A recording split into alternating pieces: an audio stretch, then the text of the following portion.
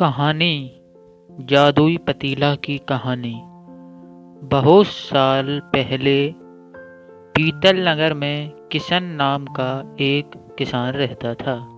वह गांव में एक जमींदार के खेत पर काम करके किसी तरह अपना घर चला रहा था। पहले किसान के भी खेत थे, लेकिन उसके पिता के बीमार होने के कारण उसे सारे खेत बेचने पड़े। मजदूरी में मिलने वाले पैसों से पिता का इलाज कराना और घर का खर्च चलाना मुश्किल हो रहा था। वो हर दिन सोचता था कि कैसे घर की स्थिति को बेहतर किया जाए। आज भी इसी सोच के साथ किशन सुबह सुबह जमींदार के खेत पर काम करने के लिए निकला। खुदाई करते समय उसकी कुदाल किसी धातु से टकराई और तेज आवाज हुई।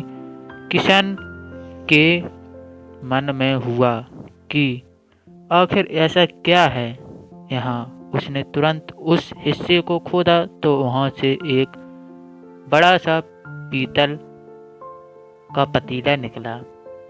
पतीला देखकर किशन दुखी हो गया।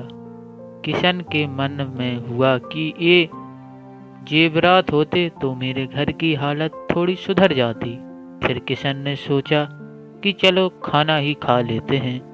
किशन ने खाना खाने के लिए अपने हाथ की कुदाल उस पतीले पर फेंक दी और हाथ मुंह धोकर खाना खाने लगा।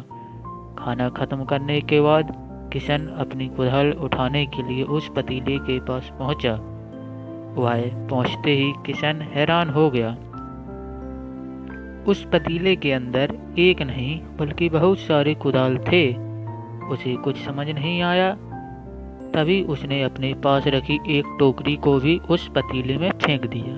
वो एक टोकरी भी पतीले में अंदर जाकर बहुत सारी टोकरियां हो गईं। ये सब देखकर किसान खुश हो गया। किसान वो एक किसान था, खुश हो गया और उस जादुई पतीले को अपने साथ लेकर घर चला गया।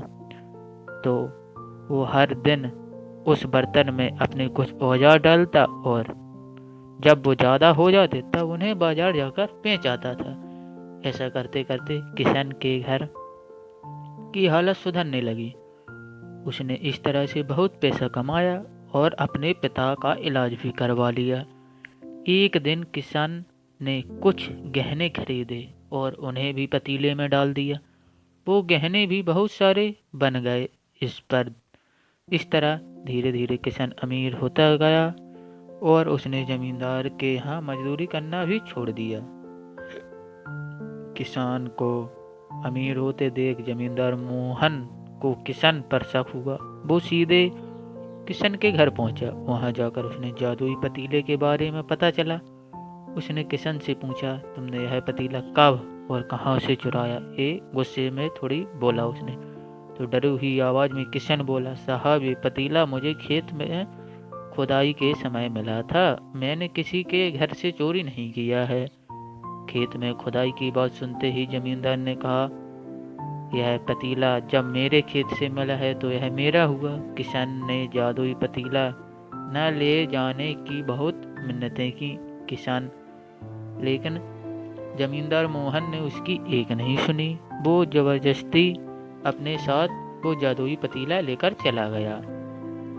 जमींदार ने भी किशन की तरह उसमें सामान डालकर उन्हें बढ़ाना शुरू किया। एक दिन जमींदार ने अपने घर के में मौजूद सारे गहने एक एक करके उस पतीले में डाल दिए और रातों रात बहुत अमीर हो गया। एकदम से जमींदार के अमीर होने की खबर पीतल नगर के राजा तक पहुंच गई, जहां पर ये जमींदार और किशन रहते थे।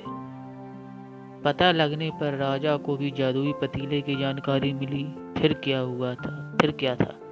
राजा ने तुरंत अपने लोगों को भेजकर जमींदार के यहाँ से वो पतीला महल मंगवा लिया। राजमहल में उस जादुई पतीले के पहुंचते ही राजा ने अपने आसपास मौजूद सामान को उसमें डालना शुरू कर दिया। सामान को बढ़ता देखकर राजा दंग रह गया। वो यह देखते देखते आखिर में राजा खुद उस पतीले के अंदर चला गया। देखते ही देखते उस पतीले से बहुत सारे राजा निकलने लगे। पतीले से निकला हर राजा बोलता, मैं पीतल नगर का असली राजा हूँ, मुझे तो इस जादुई पतीले ने बनाया है। ऐसा होते होते सारे राजा आपस में लड़ने लगे और लड़कर मर गए। लड़ाई के दौरान वो जादुई पतीला भी टूट गया। जादुई पतीला के कारण राजमहल में हुई इस भयानक लड़ाई के बारे में नगर में सबको पता चल गया। इस बात की जानकारी मिलते ही मजदूर किशन और जमींदार मोहन ने सोचा, अच्छा हुआ कि हमने इस जादुई पतीले का इस्तेमाल सही से किया। इस राजा ने अपनी मूर्खता के कारण अपनी जान ही खो दी। अब कहानी से सीख। जादुई पतीले की कहानी से दो सीख मिलती हैं। पहली कि मूर्खता का अंत बुरा ही होता है, और दूसरी यह है कि हर सामान का इस्तेमाल संभल कर करना चाहिए, नहीं तो अति हानिकारक हो सकता है।